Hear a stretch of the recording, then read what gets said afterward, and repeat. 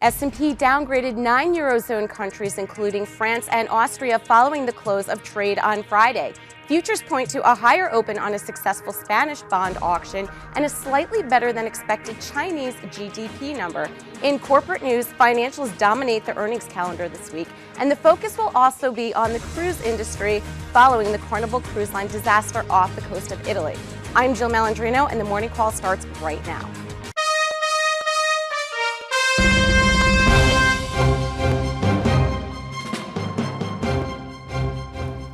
Good morning, I'm Scott Redler, Chief Strategic Officer of T3Live.com. And I'm Jill Malandrino with The Street, and together we bring you the morning call. We have a very busy week on tap as the financials dominate the calendar. But let's take a look at the futures today. We're up nice and solid. China, they came out with better than expected GDP numbers, although it's the lowest of 2.5 years. But I think the market's getting excited because it's going to boost some easing, and that's also good news for the commodity and industrial spaces. Yeah, a lot of people have been worried about what's China going to do as we enter 2012. And they said, you know what, if it gets worse, they're just going to ease. And if it doesn't get worse, then China could continue to support the global markets. But at this particular point, news was good last night. You also had the rating agencies come out and downgrade, what was the European nations after the market Friday. But Jill, you were on the trading desk Friday all day long. There was rumor after rumor about the downgrades coming, and more or less, the market traded off the lows and traded very well. Right. I think the fact that it's taking in stride and that a lot of the uncertainty is out when the S&P rating companies finally come out and say, okay, great, we're confirming this. The uncertainty is out. The trade-off of headline risk and whatever's hitting Reuters or Bloomberg or whatever's happening in the chat rooms,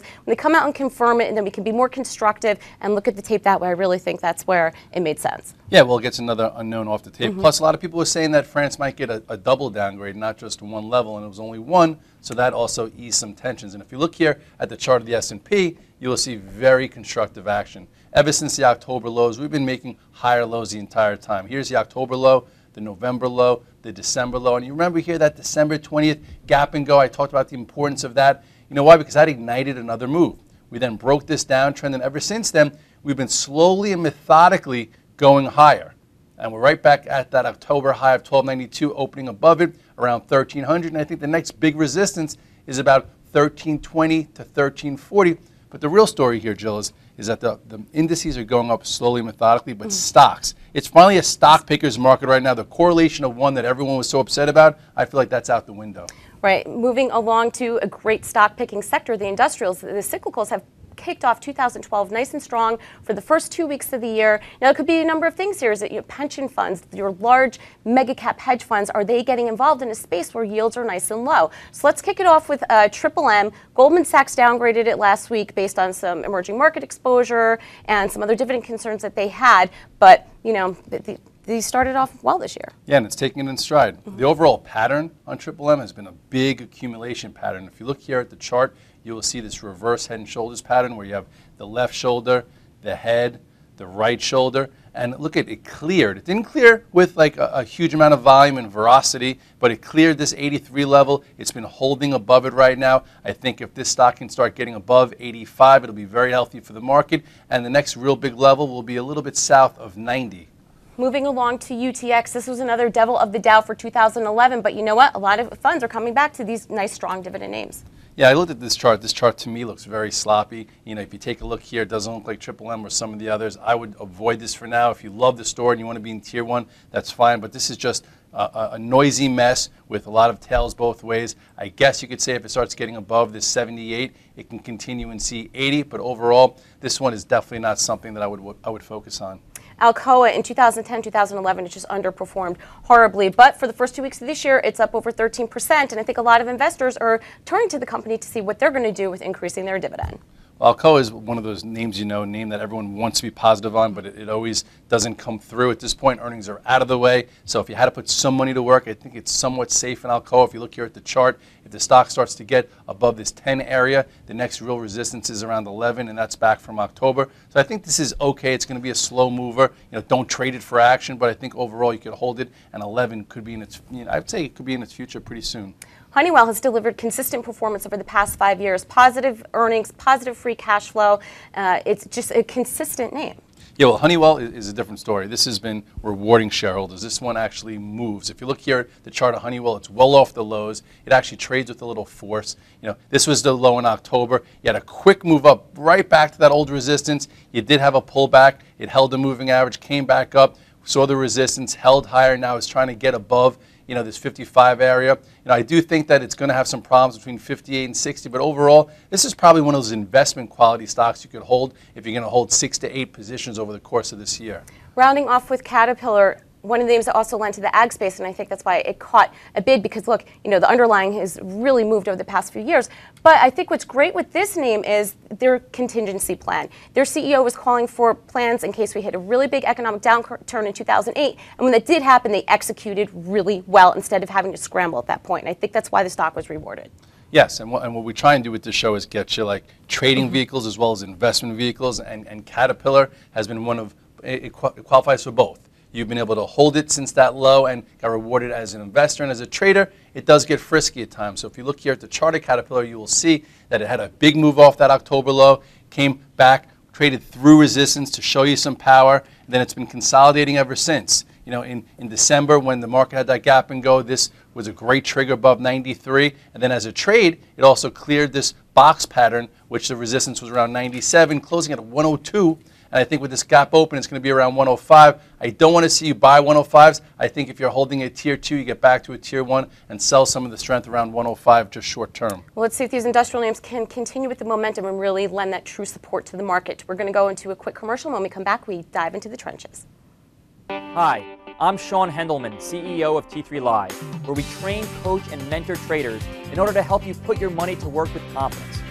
The T3 Live approach is a blueprint for you to recognize, adapt, and ultimately take advantage of different market conditions. To begin your training with T3 Live, we would like to offer you the opportunity to enroll in our free 30-day online home study course. Fill in your name and email address, and I'll see you on the other side. Welcome back to the morning call. We jump into the trenches with my 2012 pick, the ag names, Mosaic being my #1 pick. Look, this is a true supply and demand story. It doesn't get easier to comprehend than this. There's a feed shortage and the demand is there, and we're going to kick it off with CF, which was leading the name for the space for 2011. What's interesting here is natty gas is on the low. Cheaper nat gas means cheaper nitrogen to ammonia production, and this has been the story. That sounds great, because technically, yeah, it's been acting very well. And I love to hear your thesis, because when I hear, a very smart, intelligent market participant come out with a thesis for 2012, I try and correlate that with price action. And on Friday, the market was lower. The ags were the first to stop going down, and it was a great trade for those that actively trade. CF also broke a descending channel that, to me, was very bullish. If you look here at the chart, you'll see this. Okay, this is that downtrend that we broke above, I would say, in the end of December. Then yesterday, or on Friday, the stock just went positive first and cleared this minor pivot. So to me, CF is in the game to probably make new highs, besides Monsanto, which has already done it, but this one is showing some relative strength, and it's leading this group. And that's why I love when I can discuss ideas with you, because when the charts confirm my thesis, that makes it even better. Moving along to Monsanto, like Scott just said, it's been an outperformer. BASF over the weekend announced it's going to stop selling genetically modified products in Europe, leaving Monsanto the only genetically modified corn producer over there. And if you look at this chart right now, it took off. You go right here, you'll see that this stock has already had new highs. Look at the move that this stock has had since it ignited and since it broke this mini downtrend. This is why I like downtrends, because when it breaks, it creates a move that could go fast or methodical. This one was fast. So now at this particular point, I do think it's a bit overbought, but if it could start clearing this flag area, you're going to see a new move. I guess let's go to the monthly chart. If you go to the monthly chart, you will see, wow. Actually, I'm glad I took a look at this, because if it could start getting above this major resistance on the monthly chart, you could see maybe 120 at some point in this year with Monsanto. CIBC upgraded potash this morning to an outperform from a neutral. Price target 65 from 60. Look, this thing, they've been delivering solid results and starting to reflect that not only in the charts, but in also our thesis. Yeah, this one was always a great trader for traders like myself. Every time the ags would go, I'm like, oh, let's look at POT. And lately it's been lagging, except on Friday it finally gave you two moves. It went positive before the rest of the market, because the market never went positive, and you had a price point at 44. So at this particular point, I think it has a big move to about 48, 49. So if you look here at the chart, you will see this is what we were watching. Friday we started talking about it in the chat room. It was holding in nice. You had a key resistance here to get through, or a pivot. It was showing relative strength, so you bought probably tier 1 in the hole. Above 44 you could add it. I think a lot of us, including me, took it home long over the weekend. Now into this upgrade, you could have some freedom for a move to, I would say, almost a 48 to 49 before you have to really worry about resistance. I would stay with this one. And rounding it off with Mosaic, again, my 2012 pick for the year. This, again, is a supply and demand story. Higher crop prices means that farmers had more money to spend on farming equipment, hence Deere and Caterpillar doing great, but they also had the money to spend on fertilizer expansion. Well, as far as the story, it's intact right now. The technicals are still lagging a bit. This has a pivot, sort of like pot, but it hasn't been as powerful yet, maybe because people are still trying to forget about what they said a month ago with the earnings and whatnot. But if you look here at the chart, you'll see another area to get through. This 56 area, it gets through this little resistance. And this, too, has a move probably to about 60 before it sees prior resistance, which would get in the way. A bit of a laggard right now, but there is a setup here through 56. I think 60 could happen as long as the story starts getting told a bit more. Well, let's hope that the charts confirm it, because the valuation on these names are ridiculously cheap. Moving along to quick hits for quick cash, we're going to kick it off with Apple. Thought the story was really interesting on Friday. They stopped selling iPhones in China because of what happened over there. Right. That was. I think that's just short term, so psychologically a little effect. But overall, the stock had a really nice move in December. That was my vehicle that made me the most money going into the end of the year. And then since it hit those old highs, that 427 area or 426.70, it's been resting. So if you look at the chart, it's done nothing. While the market had a decent move last week, stock's been just consolidating. But it's fine, because look at the move we had here. Remember, we talked about breaking this area. This was buy area number 1. And then when it went into this gap, that 410 gap, remember that one? And then all of a sudden it hit those highs and it wanted to consolidate. So today, I think it's going to be important to see, a lot of people have been selling the up open on Apple lately, but if it could get above this 423 and hold, you could see it move and try and take out these, these highs before its earnings report. So at this point, I would stay light. Just watch out that earnings are on the horizon soon. Moving along to JP Morgan, the first bank to report last Friday. It was a bit disappointing, so investors are going to be looking to see if that's going to be a key trend for the financials this Q1 reporting season. Well, two things that are important is if it's disappointing and then it prices it in. Because if you remember, I went long JP Morgan the last Thursday of the year. I held it for 2 weeks, and the day before earnings, I'm like, you know what? 32 to about 37, that's enough for me. I'm not going to take the risk into earnings. But what happened was earnings came out a bit softer, and it took it in stride. It held higher. If you look at the chart of JP Morgan, no real damage here. It opened down, but the market wanted to buy that dip. So go to the chart here, JP Morgan, you will see that it opened right into this prior pivot, came off the lows. So now I think it's going to have to go sideways a little bit here for a while, because look what it had to do. It had to take out this old resistance from late October. Couldn't do it right away, especially with that type of report now. Bit of sideways action, and I'd say we'll revisit this in the next week or so. Moving along to Netflix, I know Apple made a ton of money for you in December, but I think this was one of your best calls so far for 2012. Well, whenever you have a huge short interest and a stock that's been plummeted from 300 down to the low 70s, you got to get interested. So when it traded above that 75, 76, it ignited a move. If you look here at Netflix, you will see, really tradable move. Volume picked up. This is when I first got back involved, and it's been trading really well since. Still trading well. I did get, I rebought it back on Thursday, added on Friday. And if this starts to clear this 97 area, it's going to take out 100. And at some point, I would say in the first quarter of this year, we could see at least 120. Qualcomm, another one of those high beta tech names that you love to trade. Well, Qualcomm's a little bit more investment quality, and I don't like to sit in it because it doesn't move that much, but I did re-enter last week, and I think that it's coming into a key pivot here. You look at Qualcomm, it's definitely rewarded investors over the past few years, and if you look here, you will see that there's a nice trend line that it's trying to break above. I think it already, actually no, here it is, around 57. You have a little bit of a pivot here at 56, 56.75, and you go to the monthly chart, you will see, above this area, there's really nothing in its way. And Qualcomm, mobile, they're everywhere.